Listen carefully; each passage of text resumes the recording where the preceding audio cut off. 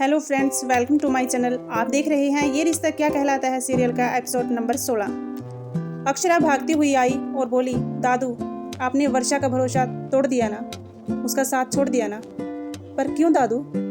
शौर्य बोलता है, तुम्हारे दादू के पास और कोई चारा नहीं था अक्षरा। वर्षा से रिश्ता बनाए रखने के लिए मुझे मेरी बहन की जिंदगी से सौदा करना पड़े, ये मैं नहीं कर सकता। मैं अपने प्यार को हारते हुए देख सकता हूँ, पर मेरी वजह से मेरी बहन की शादी में रुकावट हो, मैं ये नहीं देख सकता। ये बात सुनकर अक्षरा दुखी हो जाती है।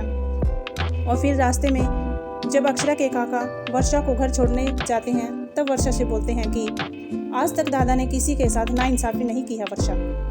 और एक बात याद रखना, तुम पर कोई भी अपना फैसला नहीं थोप सकता। तुम्हें अपनी माँ के साथ आने की जरूरत नहीं है, तुम्हें कुछ भी कहने की जरूरत नहीं है। दादा को मैं समझा दूंगा।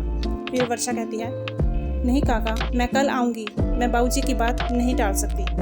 वहीं दूसरी ओर बाबूजी अक्षरा को बोलते हैं कि भजन शुरू कर बिटिया, आज भजन क्यों नहीं गा रही है? अक्षरा बोलती है, बाबूजी आप ही कहते हैं ना, पूजा अर्चना सच्चे मन से की जाती है, लेकिन मेरा मन सच्चा नहीं है, मेरे मन में चोर है। बाबूजी बोलते हैं, कैसा चोर?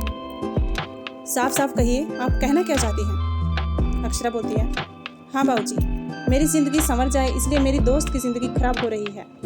मेरी शादी हो जाए इसलिए वो ज़िंदगी भर कमारी रहेगी, या फिर ज़बरदस्ती उसकी शादी किसी और से करवा दी जाएगी। क्या ये सही है? मैंने तो सोचा था कि आपकी अक्षरा की डोली उठेगी, उसकी जगह वर्षा आएगी बेटी बनकर, मगर ऐसा नहीं है बाबूजी। थोड़ी देर बाद वर्षा की माँ और वर्षा दोनों आते हैं अक्षरा के घर पर। और वर्षा की माँ बोलती है कि आप लोगों ने मुझे बुलाया था, कुछ खास बात है कि आज? अक्षरा की माँ पहले कुछ सोचती है और फिर बोलती है कि क्या बोलें? जी हाँ, बात तो कुछ खास ही है। अक्षरा के बाबूजी ने सुना कि वर्षा के लिए लड़का देखना है, और वर्षा भी तो हमारी बेटी ही है। और फिर अक्षरा के बाबूजी आते हैं और बोलते हैं कि लड़का हमने ढूंढ लिया है। सभी अक्षरा के बाबूजी की तरफ हैरानी से देखने लगते हैं और फिर वो शौर्य की तरफ इशारा करते हैं।